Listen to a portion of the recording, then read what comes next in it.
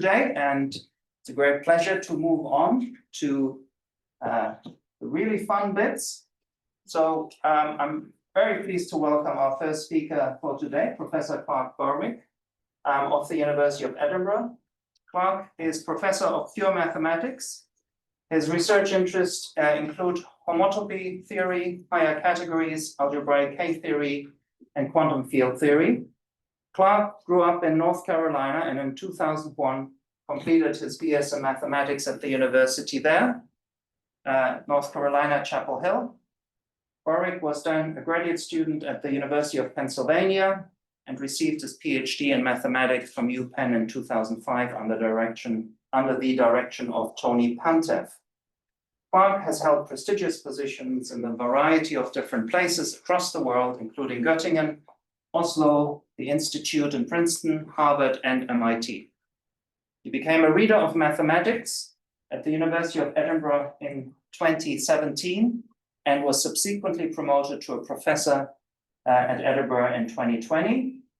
In 2015, Clark received a Fulbright scholarship where he became visiting professor at the University of Glasgow and also received the LMS Barwick Prize in 2019. I'm looking forward to this lecture, which is meant to be for a general audience, and I think you have a great challenge here. I always wanted to know more about infinity categories, so thank you very much. Please give a warm welcome to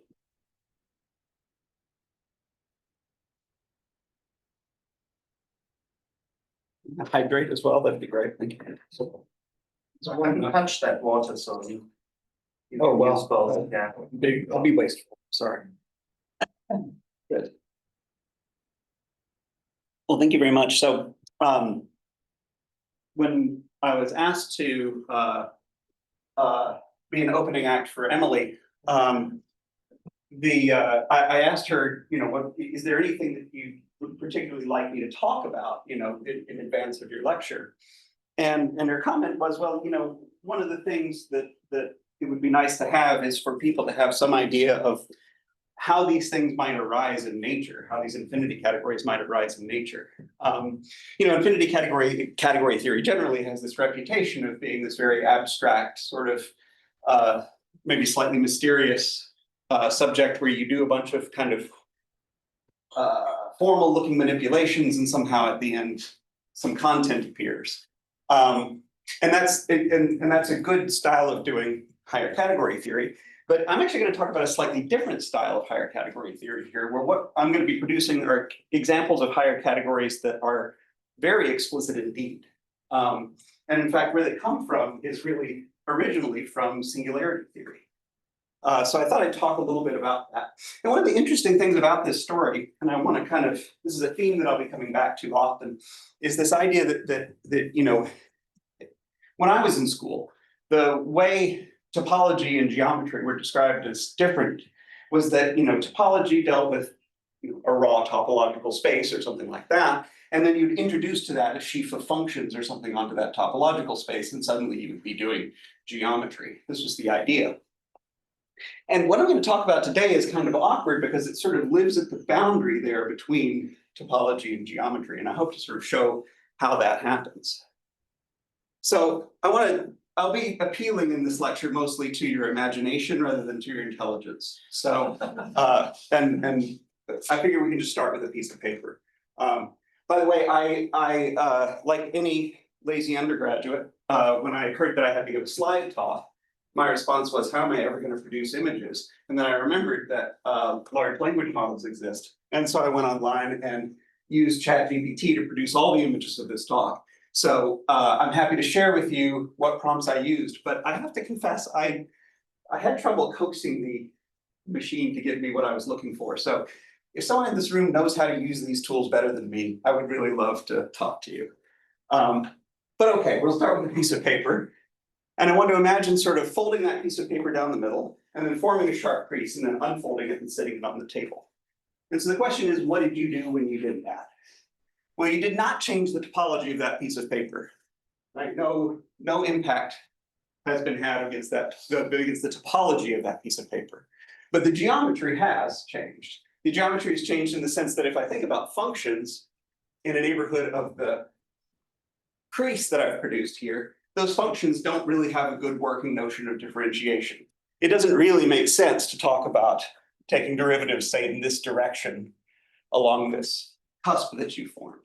So you've altered the geometry without altering the topology. That's the thing that I want to impress upon you. So you've introduced a singular locus. This is a singular locus. These are cusps that you're seeing along here. Of course, you can make the situation worse. You can introduce another fold. You can fold it twice. If you fold it twice, well, what happens? Well, you introduce more singular points, right? You introduce horizontal ones as well as vertical ones. But that point in the middle there, that point in the middle is far worse than these other ones. In some sense, that singularity is getting hit in two different ways. It's singular in more ways than it used to be. And so the question is, how do you start making sense of that? In some sense, we think of this point here as kind of living at a lower level in some stratification, is what we're actually going to end up saying. But the topology hasn't changed. The topology has been unaffected. But nevertheless, I want to be able to start thinking about like how I grade my degrees of singularity on this thing. And to do that, I'm actually going to use a little bit of topology to single out those points. So the idea behind a stratification is the following. You take a topological space, X, and you decompose it into locally closed subsets, Xi. These are the things that are called the strata. I just realized that you're not sitting in a place where you can see the slides because I'm just going to block it completely. I'm You're sorry. moving enough that it's And I wiggle So it you're around, not so yet. it's okay. All right, good. I'll just keep wiggling. So it partitions it into these locally closed subsets called strata. I'll say more about how that happens precisely in a moment. And the idea was, this is ideas going back to Whitney, Tom Mather, I could have also said Bob McPherson, Mark Goreski, people like that, in order to deal with the kind of complicated singular loci that you see in higher dimensions. When we're just folding up a piece of paper, we can only make the singularity so bad, but you can easily imagine that if I've got a 12 manifold and I start introducing singularities over and over and over again, I can produce some really, really exotic looking stuff. So none of the pictures, I couldn't make ChatGPT produce any pictures of 12 manifolds, so you won't see any pictures like that. But I'll try to show you some low dimensional stuff that I could make ChatGPT produce. And then you'll see what's going on. So in fact, here's an example now. So this, you can't do this with your own piece of paper, but ChatGPT can do it for me. And so the idea here is that, well, you've got these two very singular cone points there. Those are very singular indeed, those two cone points. These are these very extreme cusps. But it's as though you've taken like a heavy but flexible surface, and you've taken something sharp and U-shaped and embossed that surface with it. And so you can see here that you've got this U-shaped singularity locus, and then you have these two individual singularities up here. And so how does a person who tries to deal with these things using stratified topology cope with such a thing? Well, you do this.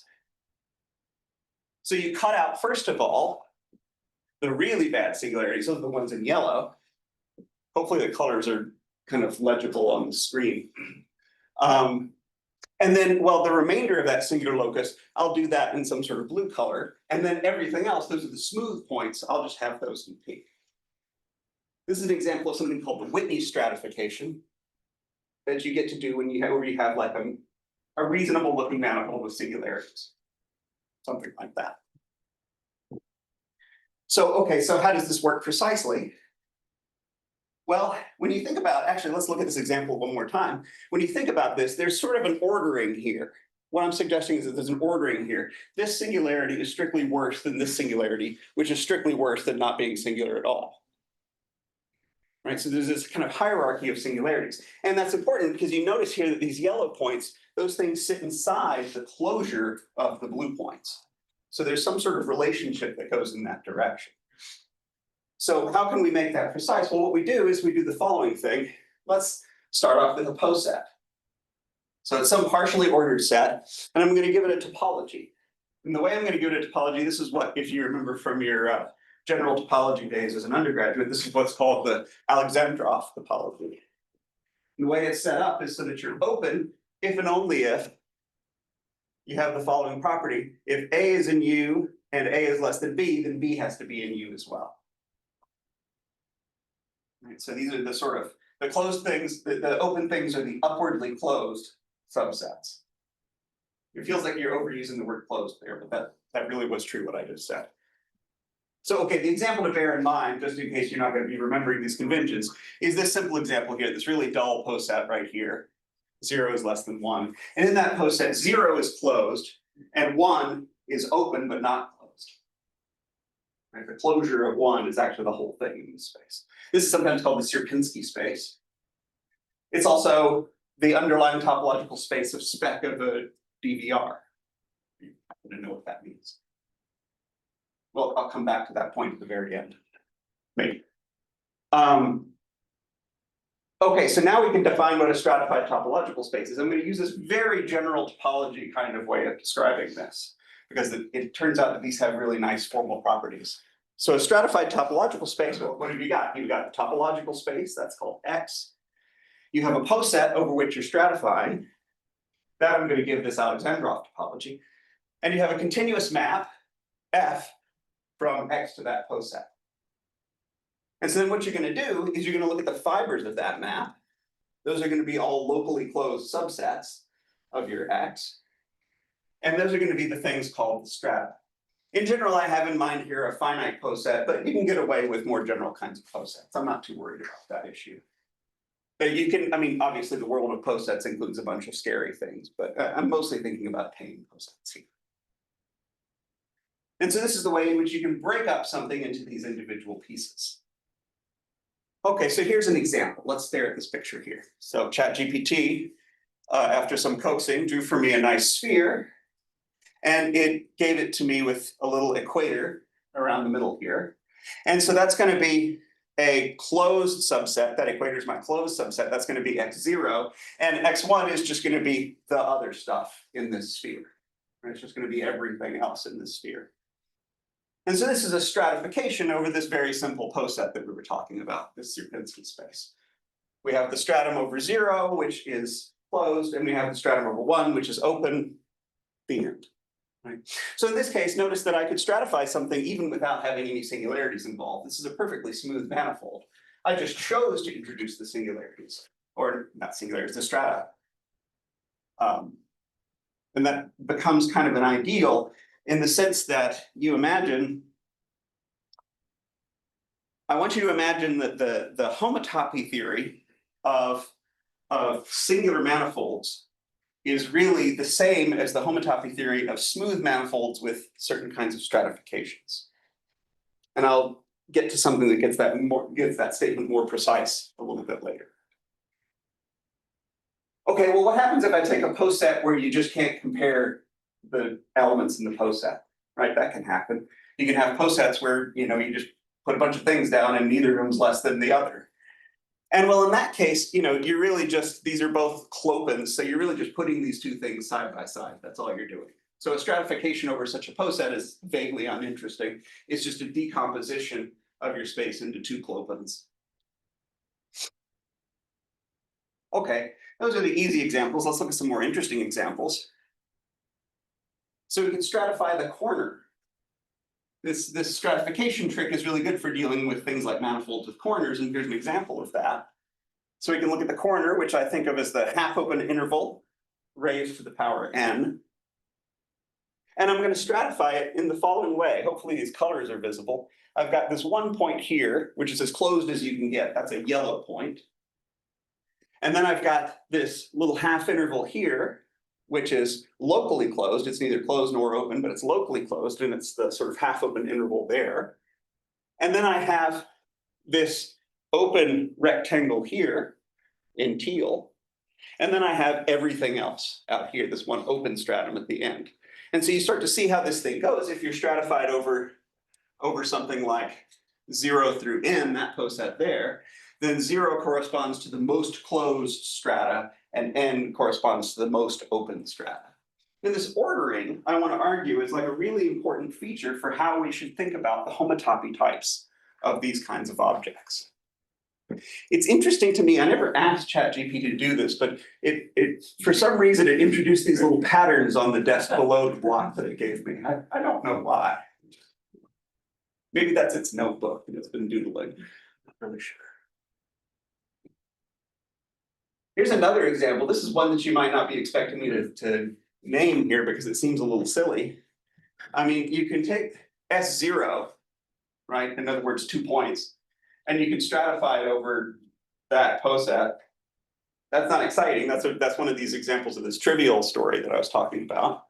But you can take that trivial thing and suspend it.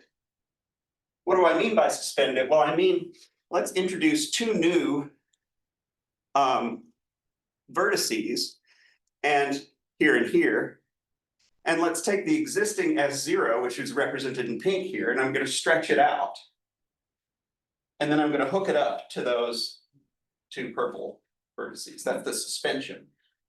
And the resulting poset that you get is this kind of interesting poset down here. Notice the arrows, you can't compose any of these arrows. No composition happens here. There's no interesting, it's a poset, but it doesn't mean anything to say that diagram commutes, it's just there. And you might sort of feel like these 2 pictures are kind of saying the same thing. And that's true, that's part of my point. But hey, suspension was fun the first time, let's do it again. So if we suspend again, then what happens here is that now I've introduced 2 new points. Let's see, where are they? They're here and here. I don't know if you can see this tiny little pointer, but they're here, these 2 points right here. And they're sitting inside all of these points. So the points that these points correspond to these yellow points here, and they are within the closure of all the different strata that you have lying around. Right? And once again, you might kind of feel like this picture and this picture sort of look the same in some sense. This kind of looks like some subdivision of this picture here. I haven't said anything about in the infinity categories yet. There's some posets on the board, but there aren't any infinity categories that we've seen yet. And I'm suggesting that you can stratify topological spaces over these posets by means of this little Alexandrov trick. But now the infinity categories come. So here's the idea. And notice I'm not telling you what an infinity category is, right? That's the level that we're working at here. Well, what do I want to tell you about what an infinity category is? Well, it has some features that you probably recognize, namely it has objects, it has one-morphisms. The one-morphisms are not invertible in this story. You can have non-invertible one-morphisms. You can have 2 morphisms and 3 morphisms and so forth, but those are all going to be invertible in my story. Invertible doesn't mean trivial, it just means invertible, right? It means that they're there and they have inverses and they add, in effect, to the homotopy theory of the situation, but they don't really add that much to the category theory of the situation. In some sense, the way infinity category theory works is that you've kind of got like a categorical direction, which is just plain category theory, and then a homotopical direction, which is telling you what the mapping spaces in these categories are. And so when I have a stratified space, X over P, I can build a category, which is called the exit path infinity category. It's an infinity category in general. You can look at a sort of one truncated version of it, and that's in fact what Bob McPherson did back in the 80s or 90s. But I'm going to just look at the full infinity categorical version of this thing. And so what are the relevant objects and morphisms? Well, an object is just a point of this space. So already you think, well, this is going to be pretty big, right? I mean, there's a lot of points in this thing. But I want to emphasize that most of those points are going to be isomorphic to each other. Why is that? Well, that's because when you think about what a morphism is, a morphism from one point to another is an exit path. So what exit means is that you're going from a low stratum out to a high stratum. So I've drawn a bunch of examples of exit paths here. So I have a couple examples that start here at this point. That point's the very lowest point. That corresponds to 0. That's the 0th stratum. And I've given you some options. I've given you the option of exiting out to this blue point here in the first stratum, or out here to this blue point in the teal stratum, which is the second stratum, or to various points out in the pink, which are out in the third stratum, second stratum, depending on how you count. I can also produce loops right inside my strata. If I'm in a particular stratum, I can just hang out there and stay there. And I can wander anywhere I want inside the stratum. In particular, I can do loops, or I can pass from one point to any other point in the stratum as long as there's a path connecting these things. So what that means is that even though a priori this category has infinitely many objects, it doesn't have that many isomorphism classes of objects, right? In particular, every point in this purple bit here, all of those are isomorphic because I have a path between any of these two things. This is a path connected space. Any two points in this green bit are isomorphic. Any 2 points in this pink bit are isomorphic. So a priori, there's infinitely many points in this category, but up to isomorphism, there's only 0, 1, 2, and that's it. Oh, 2 and 3. So these categories turn out to be quite simple, at least up to equivalence. Is everybody happy with this? I haven't said more about this. I can say more about what the two let's go back. I can say more about what the two morphisms are, actually, which might be good, because I really do need a notion of homotopy between these two things, right? So I need to be able to talk about what happens when I exit in two different ways. Can I stratifiedly homotope one of those exits to another? So that means that you have a homotopy between one of those paths to the other path. You have some way of smoothly converting. I don't mean smooth in the technical sense, I mean continuous. You have some sense of continuously deforming one path into the other in a way that respects the existing stratifications. That's the important part. Is there a question? Yeah. So you have the problem with the singularities, right? Originally, so you've done this. So what can I do with this? Can I now do analysis in these spaces instead of the original space? And I can kind of map it back to the original space, and I don't have the problem of non-differentiability. You still have that problem, but you learn to live with it. I'm giving you a recipe for living with the problem. That's what I'm really giving you here. So, but you're exactly right. So when I do this, yeah. So let's go back to a previous slide here where I had a singularity that we were looking at. Let's look at this one. So the idea here is that, well, this whole thing was a little inscrutable because it's this very singular space. But the way I've stratified it, each of these individual strata are perfectly smooth. Right? There's no problem with any of these one strata. The issue is all about how the strata link with each other, right? So what I'm interested in is so imagine taking these singular points away. Imagine taking away these two yellow dots and this U shape. What you're left over with is a smooth thing. And now imagine wanting to glue on that blue thing. Well, you have to tell me how to do that gluing. You have to tell me what steps to perform to produce that gluing. And I'm going to show you how to do those steps. They involve, what do they involve? They involve the ways in which you can start with a point on this blue U shape and move out into this bulk. Those are the exit paths. So really what the exit path category is doing is it's giving you instructions for taking those individual strata and reassembling them into the whole manifold. And then the idea, which goes back again to people like Whitney and Tom and Mather and these people, is that instead of just trying to sort of cope with the irreducible mystery of a singular manifold, instead what you're trying to do is you're trying to say, well, let's take all of these pieces, give the reassembly instructions in a very orderly way. And then when you do that, you can actually do most of the interesting geometry that you want to do with this kind of object. So for example, one of their early big successes of this was the fact that, as we all know, Poincare duality is just a total flop if you have singularities on your manifold. There's no hope of getting anything like that. Except there is a Poincare duality theorem for singular manifolds, but it involves not the usual kind of homology and cohomology that we want, but a form of intersection cohomology, it's called, which uses the stratification in a critical way. And that's a key component to that whole story. So this is the work that Goreski and McPherson did on these things in the 80s. So that's why this is such a useful concept. Well, that's why it's useful to me. This is a personal story, if anything. Okay, so I was looking at this category of exit paths here. And I just want to try and compute some of these in a couple of simple examples so that we can see that something fun happens here. Well, okay, I've drawn this cube now a few times, or actually more precisely, ChatGPT has drawn this cube a few times now, so let's look at it. Well, so this cube is stratified over the poset, this linearly ordered poset, 0, 1, 2, 3, 4, etc. And if you look at the exit path category of this thing, well, how many different ways do I have from going from one stratum out to a higher stratum?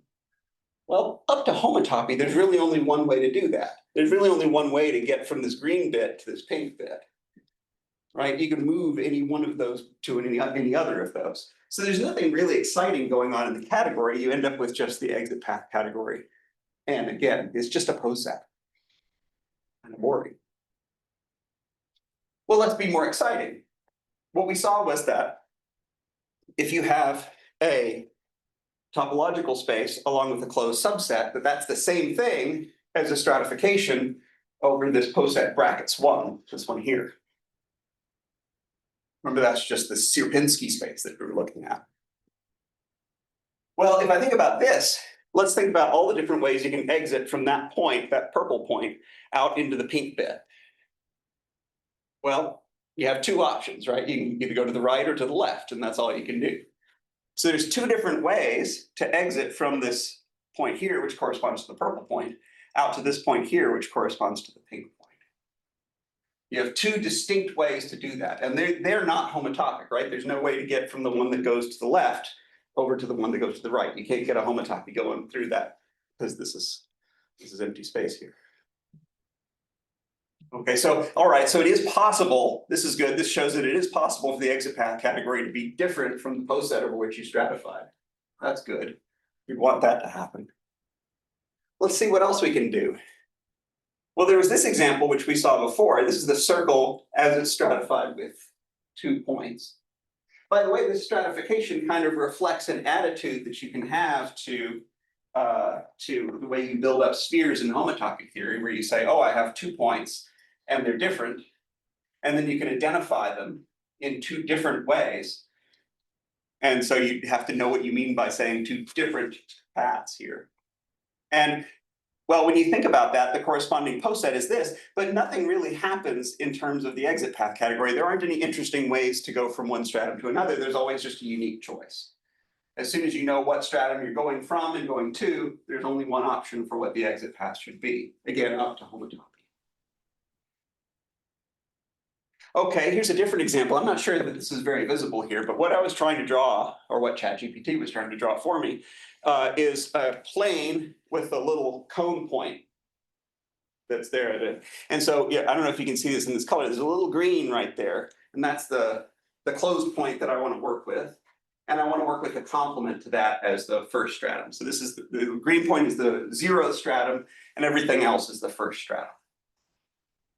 Okay, so now let's think about how this works. So the point is the point, nothing going on there, very boring. So I've got this point here, it's got no automorphisms, there are no paths inside the point that are meaningful. But if I remove the point from this plane, well, then I've got loops, right, that I can form that are not contractible loops. So that means that the homotopy type of the complement of that little green point is a circle. Right, so it's connected, so there's only one object over here. But it has a bunch of automorphisms. There's actually a Z, I didn't know how to notate this, but there's a Z's worth of automorphisms here of that object. There's a Z's worth of automorphisms here. And now, okay, well, how do I go, what's the gluing information? Right now we come to the, I've told you what the strata are, so that's telling you kind of what the groupoids are that you get at each of these points. But then the question is, how do the exit paths work? Well, you know, you can leave that point and go out into the plane. And any way you do that will be homotopic to any other way you do that. Right? So that means, if you kind of think about it, that means that this map here commutes with these automorphisms. You reflect on what that means. It means that this map here commutes with these automorphisms. Okay, so it's starting to get a little more interesting. So this is just still a 1 category. It's not, you know, it's not the most fascinating thing ever, but it's starting to get a little more interesting. Let's see what else we can do. Let's look at that sphere again. So we had the sphere with the equator. Again, we're keeping our posets pretty simple so far, right? We're just thinking about the simplest posets I can name, and these brackets 1s are pretty much it. And now, well, if I think about this closed stratum, that closed stratum is a circle. So again, I've got this little configuration where I've got a point and a Z's worth of automorphisms of that point. Well, and then if I think about the complement of that, then I've got these two hemispheres, the northern hemisphere and the southern hemisphere, and they're both contractible, right? So they don't have any homotopy theory of their own to introduce here. So these are just raw points. And well, if I'm living on the circle, how can I get to the northern hemisphere? I just have to step off the circle onto the northern. There's only one way to do it, right? Again, up to homotopy. And similarly, there's only one way to step into the southern hemisphere. And so that means that this exit path category is this. And once again, these exits here actually just commute with these automorphisms. Okay, so it's starting to look a little more interesting. You might think, okay, well, these are still pretty dull categories. In particular, everything so far has been a one category, right? You might not be convinced that there needs to be any infinities in this story yet. But I claim that's just an artifact of the fact that me and ChatGPT can only draw about two-dimensional or three-dimensional things if we're really pushed. Nevertheless, let's look at another one categorical example. Here's that sphere with that sort of fully subdivided picture that we were looking at before. So I take 2 points, I take two half equators, I take a northern hemisphere, I take a southern hemisphere. Right? And that's stratified over this poset here. And indeed, that is just the exit path category. There's only one way to pass from any one of these strata to any of the other strata. It's just nothing for you to do. All right, so maybe there's a theorem that just says these are all one categories. That could happen, right? I mean, stuff like that does happen, but it's not true. It's not true. And in fact, the very next example that you start to think about shows that it's not true. So let's now take a sphere. There's a sphere here. If you want to, you can think about this point that I put on here as a kind of cusp on the sphere. So imagine that you took a sphere and you kind of took a little pinch out of it. I couldn't get ChatGPT to draw a plausible looking picture of that, but imagine it anyway. And so once again, it's a very simple stratification. We're just looking at two strata right now. I'm not trying to be complicated with things yet, but we're just looking at two strata. And now we think about the ways to exit from the point out into the rest of the world. I mean, for that matter, think about being at home. Think about you being at home during COVID, right? And there's the first day that you got to exit your house after how many ever weeks, right? And you have a whole choice of different ways in which you can exit your house, right? You have a whole S1's worth of ways to exit your house. And those are all different. Right? There's an S1's worth of ways to exit this thing. The complement to this point is a contractible space. It's just a plane, right? So you're really just mapping from a point to another point. There's no automorphisms of those points, but you have a non-trivial S1's worth of ways to map, to exit from your house out into the world. Now suddenly we've actually seen an example of honest higher categorical behavior. Right? Because what is that S1? How should you think about that S1? Well, you should think about that as there's a single way to exit, but that single way to exit has a monodromy.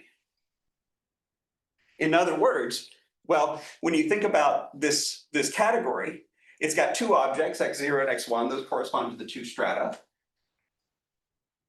And you have only one way of getting out, but that one way of getting out itself has symmetries. And that gives you countably many two isomorphisms, a z's worth of two isomorphisms from that map to itself. So when you want to think about what kind of thing an infinity category is, this is a really good starting place. You can simply think about this picture. I'll give you a theorem in a minute that sort of argues that this is really very faithfully represented by an infinity category, and the infinity category is that simple one, x0, x1, one map, and a z's worth of two morphisms. I'm saying infinity category, you're looking at me skeptically, David. It's because it's really a two category. I know that, everybody knows that, it's just a two category. But if I do this with a sphere of higher dimension, then you can see big stuff's gonna happen. I can't draw pictures of that, neither could ChatGPT, but it's out there. If I take a n sphere, and I stratify it where I just choose a point and have the open stratum be everything else, then once again, I've got two contractible strata, but the exit paths from the one stratum out to the bigger stratum form an Sn minus one. And so now you have a completely irredeemable infinity category. There's no hope of making this a finite n category for any n. So if you want to ever think about an honest example, a down-to-earth example of an infinity category, then you're allowed to think about the 3-sphere with the chosen base point. That's a perfectly good infinity category.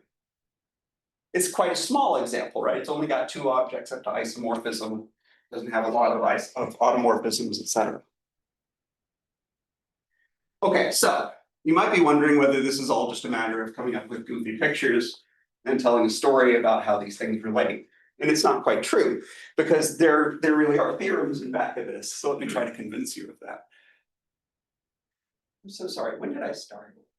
I have no idea. We started a few minutes before 4 o'clock, so. Oh, I'm way ahead of schedule then. That's exciting. That's fine. Great, that's great. So what are the theorems about this then? So, well, one of the features that you might have seen in this story is that, well, when you look at one of these exit path categories, let's go back to some of these examples here. When you look at one of these exit path categories, each of the strata that shows up, each of the connected components of the strata that show up, each of those things, the only exit paths that you can do that stay inside that stratum are invertible. So, okay, so what does that mean? So you're taking a space which sits over a poset, and then in the fibers over that poset, you can only have invertible morphisms. You can only have invertible exit paths. So that means that when you think about this category that we're constructing, this exit path category, it has a forgetful functor down to that poset, the poset over which you stratified. And that forgetful functor has the following feature. It has the feature that every map that goes to the identity was already invertible. In other words, it's a conservative functor from the exit path category down to the poset. So not all categories will do that for you, right? For example, if I take just the category that is got one object and a natural number's worth of morphisms from that object to itself. So the endomorphisms are just the natural numbers. That doesn't map in any way, in a conservative way, to a poset. Right? There's no way to do that because I'd have to invert some stuff that isn't already inverted. So that means that the only kinds of categories that you can get out of this construction, out of this exit path category construction, have that particular property. In classical category theory, this was known as the EI condition, which I think the E stands for endomorphism, the I stands for isomorphism. It says that every endomorphism of an object has to be an isomorphism. Here in infinity category world, we'd likely to say equivalence rather than isomorphism, although maybe you would. That's great.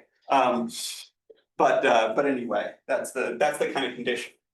So what does that mean?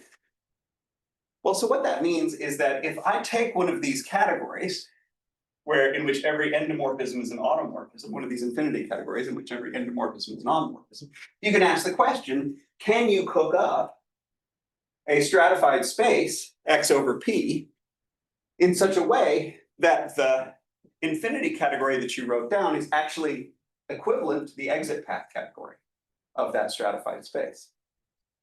And the answer to that question is yes, and it's absolutely true. In fact, you can arrange for that stratified topological space to be nice in a sense that I don't want to get into right now. Furthermore, it's actually the case that this stratified topological space is unique up to stratified homotopy equivalence. I didn't tell you what stratified homotopy equivalence means, but if you are thinking of a notion of stratified homotopy equivalence right now, you are probably thinking of the right one. It's the natural notion of what stratified homotopy equivalence should be. But this isn't just in sort of abstract existence result.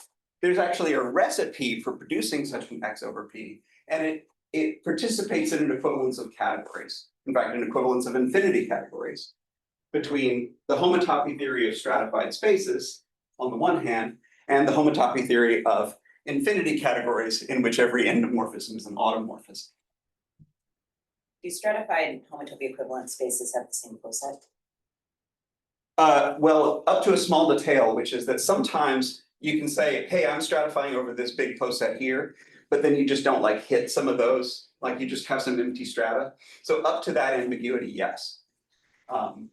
Yeah, I technically allowed for the possibility that you could, stratify R2 over some giant poset just by sending everything to a single point. So up to stuff like that, then yes, that's exactly right. So this thing actually participates in a full equivalence of infinity categories. You can actually reconstruct every stratified topological space up to stratified homotopy from its exit path category. I want you to think about this as an analog of a more classical result, which is that, and this is a theorem of Daniel Kahn and Dan Quillen, I guess, which is that if you take just homotopy types, if I just remove the word stratified from this, if I just think of homotopy types, then those things are all stratified over a point. Well, okay, if they're stratified over a point, then I'm supposed to be looking at categories, infinity categories, along with a conservative functor down to a point. Okay, so if I think about infinity categories with a conservative functor down to a point, conservative means that the only things that become isomorphisms in the point were already isomorphisms. That means that everything was invertible already. In other words, the category I started with was not just an infinity category, but an infinity groupoid. And so this classical theorem of Kahn and Quillen that says that homotopy types are the same things as infinity groupoids, or more classically, fibrant simplicial sets. That equivalence of categories is actually contained in this story in the case where P is just a one-point set.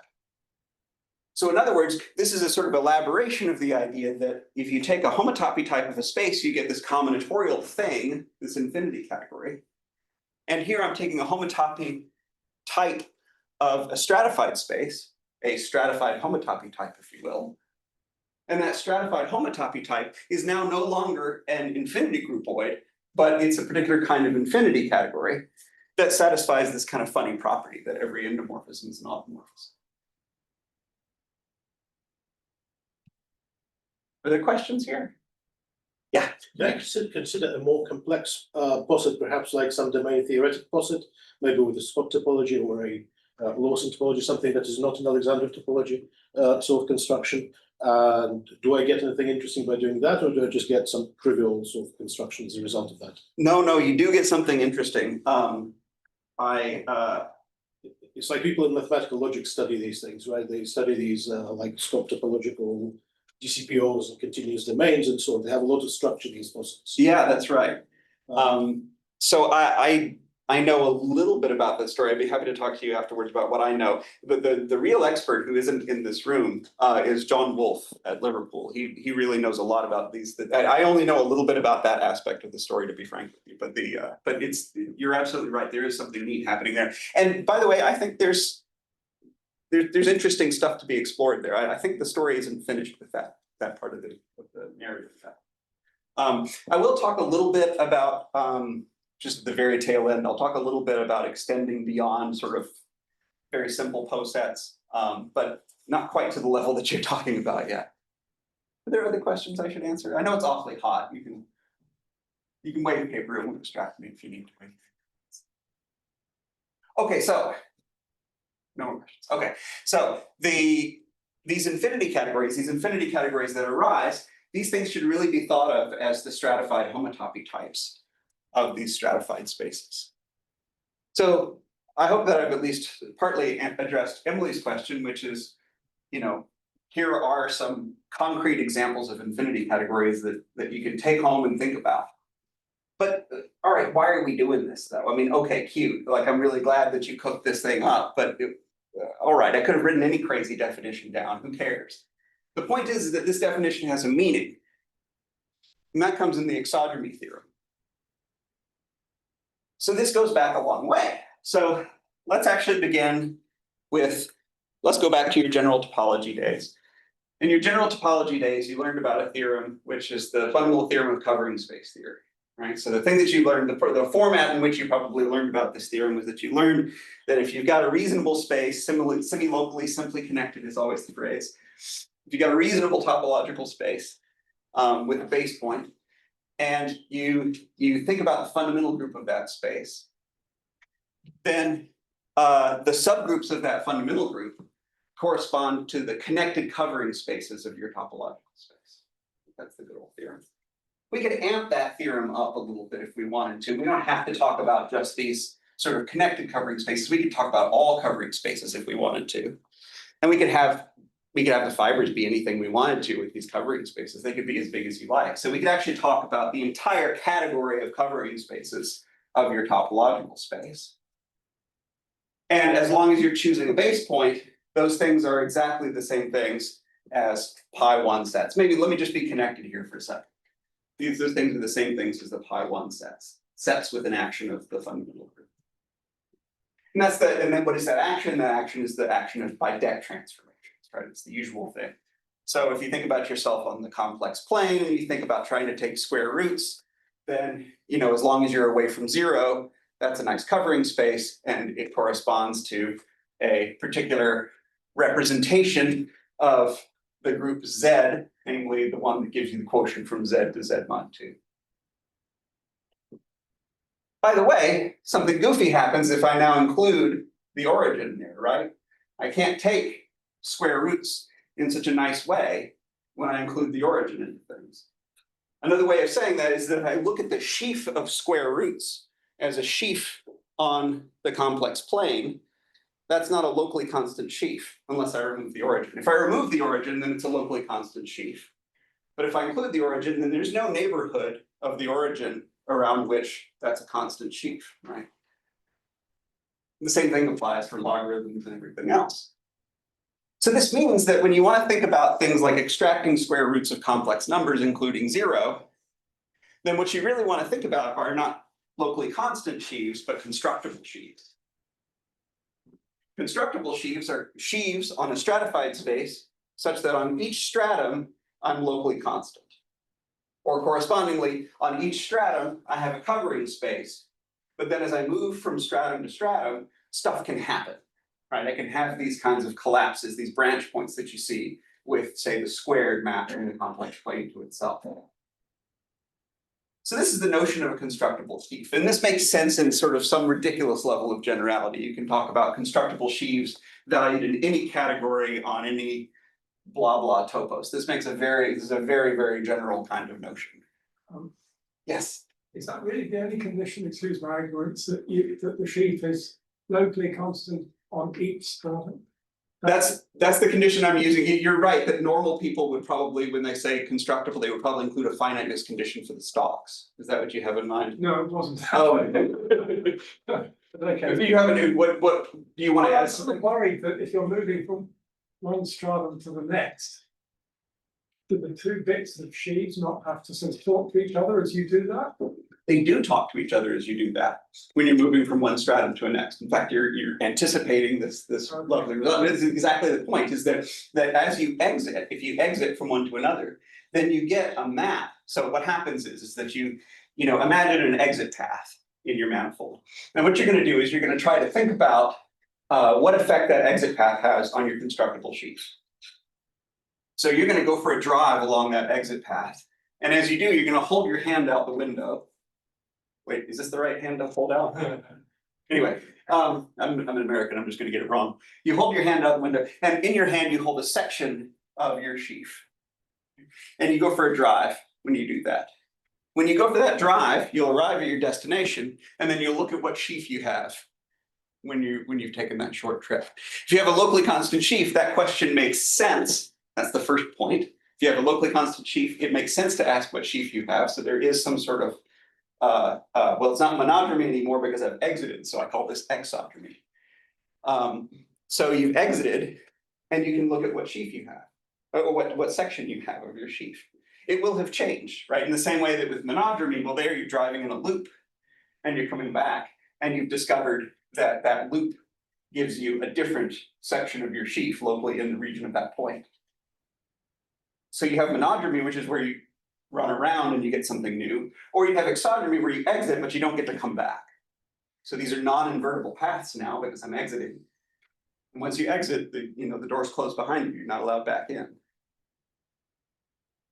And what you discover is that these constructible sheaves can be identified with functors out of the exit path category into the complex, into any category that you like, basically. I mean, so I put these words reasonable here. I mean, there's a whole bunch of different conditions that you can cobble together. I don't know like one really clean statement that covers all known relevant cases, but it's quite general. I mean, unless you're being deliberately perverse, this is going to be true for your examples. And so this exogamy theorem, this tells you that this exit path category, this is another hint that this is really the right homotopy type of stratified spaces. Well, why is that? Well, here's another way to think about what the homotopy type, no one ever teaches this in school, but if you wanted to think about what the homotopy type of a space was, and you were mostly interested in things like manifolds, really down to earth spaces, you could do the following thing. So take your favorite manifold, and for every category out there, consider locally constant sheaves on your manifold valued in that category. Okay, so that gives you a functor from categories to categories. That functor is representable, and the representing object is the homotopy type of your manifold, regarded now as an infinity groupoid. I think I know why we don't teach our students this in the first introduction to homotopy theory, but it is an interesting way to think about how the homotopy theory of manifolds works. And importantly, that picture of homotopy types works in algebrogeometric settings, in settings that are not really very manifoldy at all. So we have the same kind of theorem here. If we imagine this C here as a parameter that can be varied, then constructible sheaves valued in C, that's really a functor from categories to categories. And what I'm telling you is that functor is actually representable, and it's representable by the exit path category. So this is another indication that this is really the right way of thinking about the homotopy type of singular spaces or stratified spaces, these exit path categories. So this is a very general version of the fundamental theorem of covering space.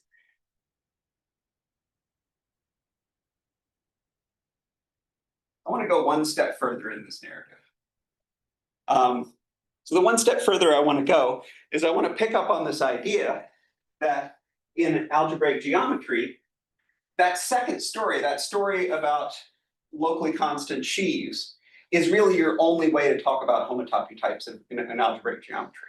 If you're thinking about something like a scheme or a variety in any of the usual topologies that we work with in algebraic geometry, like sort of not using the complex numbers and special stuff that we know about the complex numbers, if you're working just over some random field in a very algebraic way, you don't have access to things like loops. Loops don't really make any sense in an algebraic variety over QP, like that. You can't make sense in any good way of loops in that context. What you do have is you do have covering spaces. That's enough to give you the Atal Pi1. This was done by Abhyankar and Grothendieck in the 50s and 60s. Abhyankar just sort of seemed to intuit a lot of this. Somehow he knew how everything was going to work. And then somehow it all got sort of formalized in the big machine of Atal cohomology and stuff by Grothendieck in the 60s. And these stratified homotopy types make sense in this context too. And in fact, stratified homotopy theory is sort of extra good at this. And so I want to kind of give you a suggestion for why it's so good at this. So the first thing to think about is what the Zariski topology actually is. So you get this story when you learn algebraic geometry about what the Zariski topology is, because you say, okay, well, I'm interested in saying that the solutions of polynomial equations should cut out closed things. And basically the simplest topology that makes that happen is my Zariski topology. Right, so that's the story. But if you think about that, and you think about what that condition is really providing you with, then you discover something sort of interesting. You can look at a scheme with the Zariski topology, and you can look at all the possible finite stratifications of it. Stratification in the sense that we just said, using the Zariski topology on that scheme, the stratifying it as a topological space with finite posets. Just look at them, see what you get. Well, if you look at them all, then they form a kind of inverse system And the limit of that inverse system is precisely the Zariski topology. In other words, what I'm telling you is that the Zariski topology is actually just a glorified poset. It's a profinite poset is what it is. It's a poset that has just a little tiny bit of limiting behavior kind of baked into it. But otherwise, it is just basically a poset. It's so much like a poset that you can talk about stratifying over it. You can actually speak about stratifying over the Zariski topology or any other of these profinite posets. By the way, profinite posets, the correct name for these things are spectral topological spaces. These were discovered, invented by Mel Hochster in the 60s. So that means that you can start stratifying now, not just over finite posets, but over these profinite posets. Then you can start to ask what schemes look like. Now, part of the big pitch, I'm going to undermine my whole point of this talk right now. Because part of the big pitch was that, well, you have to think about infinity categories for the story because, look, you get infinity categories naturally when you think about these exit path categories. What's funny is that in the atoll world, if I work with just a finite stratification of my scheme, then that same thing is true. You can get all kinds of homotopy in all sorts of degrees, all kinds of cool things can happen.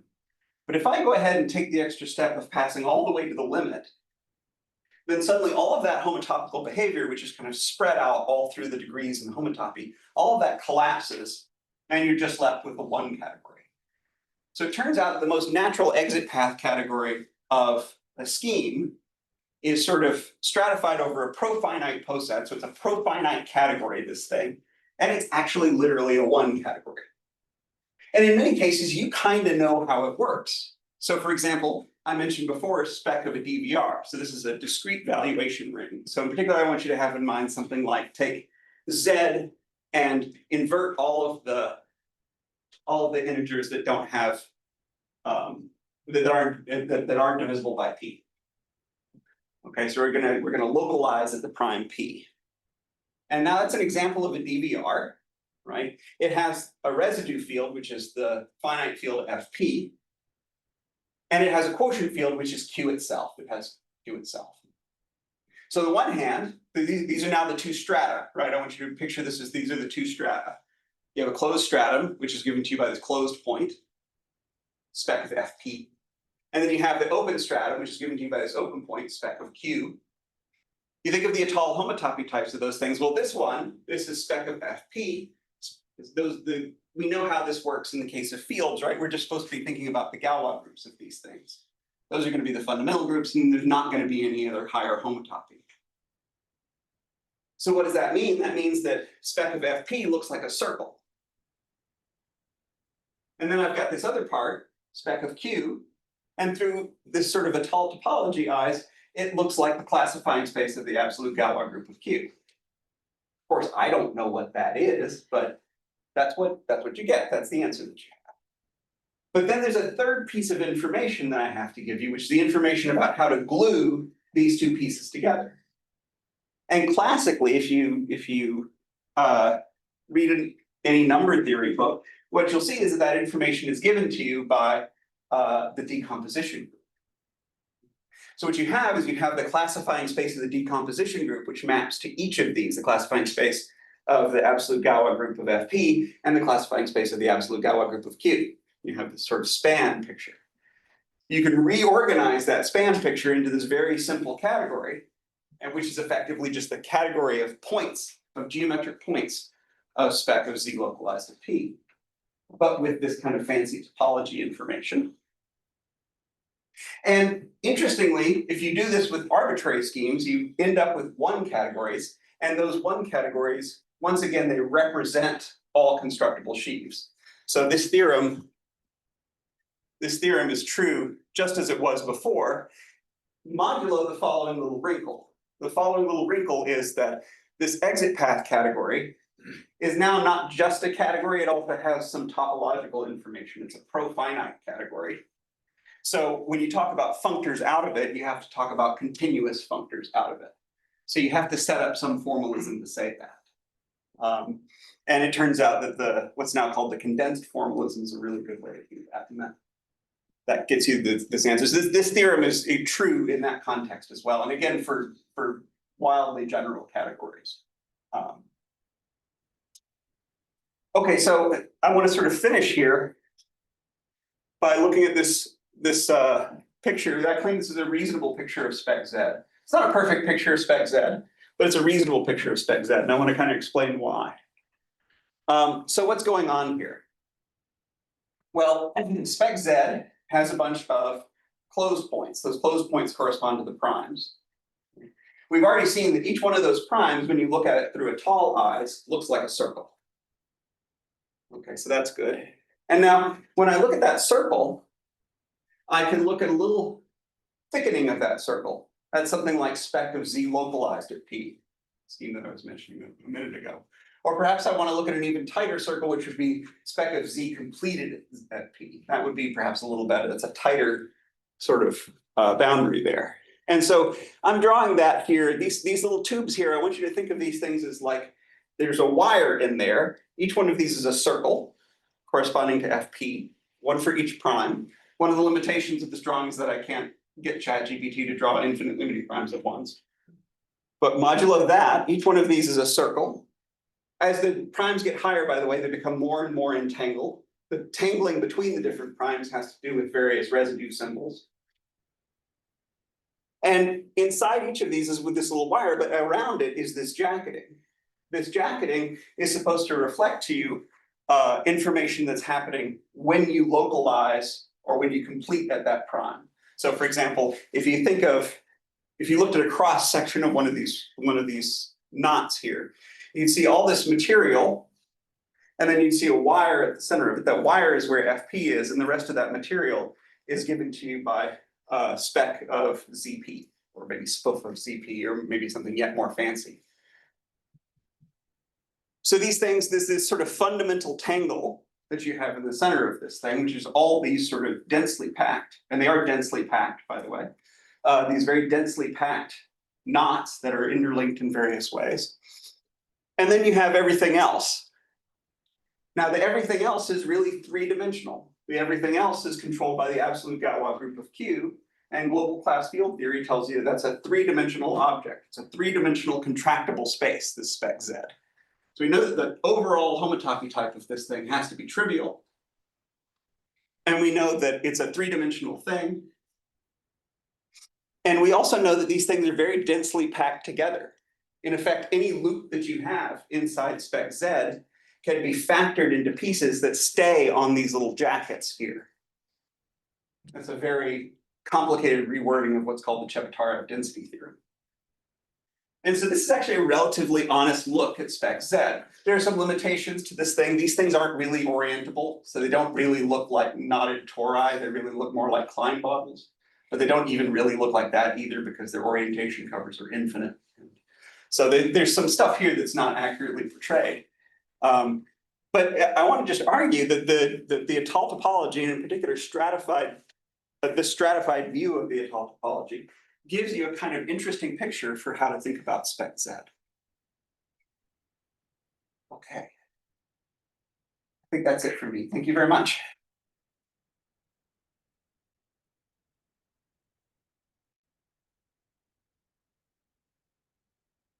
Great, thank you very much for this illuminating lecture, showing us the limitations of AI, certainly. I think we have time for 2 to 3 questions. So AI is a little bit limited, clearly, in your field. To what extent is this stuff represented on a computer at the moment? Where are we?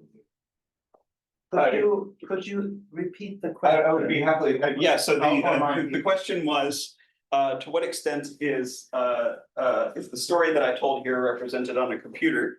And I see Kevin Buzzard is in the room, and I feel like me answering that question would feel awful dumb given that he's here. What would you say in response to that? People can't hear me, so you have to. I'll repeat on your behalf. I'll speak for you. Consider me your mouth. You could also ask Emily, because she's been doing infinity. And she's gonna give a talk about something like You might answer that. So So spec Z we have, it doesn't look like that.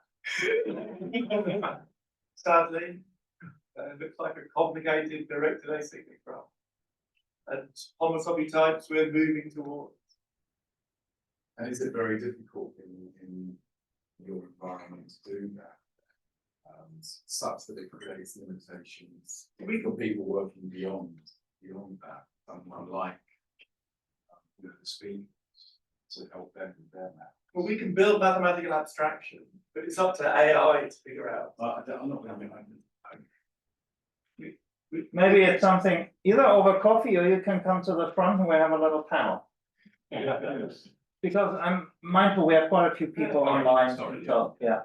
It's an interesting question. I mean, one thing that I can say, which is not directly pertinent to what you're saying, but one thing that I noticed as I was sort of messing around with trying to generate these images is that there is a sense in which if you want to do homotopy theory, the kind of fuzziness of using large language models is really about right. Like I want you to draw for me a picture of a torus, but I'm a homotopy theorist. I don't really care if you've thickened up anything or if you've made the ratio of the two radii different from what I was imagining. It doesn't matter. It has no impact on me whatsoever. So there ought to be some way to kind of use machine learning ideas to sort of at least be able to create images that sort of feel real to people. And I found that, I mean, in particular when I saw this picture, when I asked it to, it took me several tries to get a picture that looked what I thought was reasonable. I mean, I thought that really looked fun and kind of moving in a way, but yeah, that's not pertinent to your question, but it's a comment. So my question is like this covering theory, which the examples you mentioned, it's very kind of classical, right? That you have subgroups of fundamental group, right? And they correspond to the finite covers. Yeah. But then your examples like mainly like motivated by arithmetic geometry, right? Like, but the question is, what about like, because like in the theory of geometric group theory and cut zero spaces, we also have some kind of generalizations where we allow kind of torsion in the fundamental groups, kind of fundamental groups of Orbi spaces. Yeah. And the covering theory become like more tricky, but did you think if it's can be also presented in your way as a particular case of your way?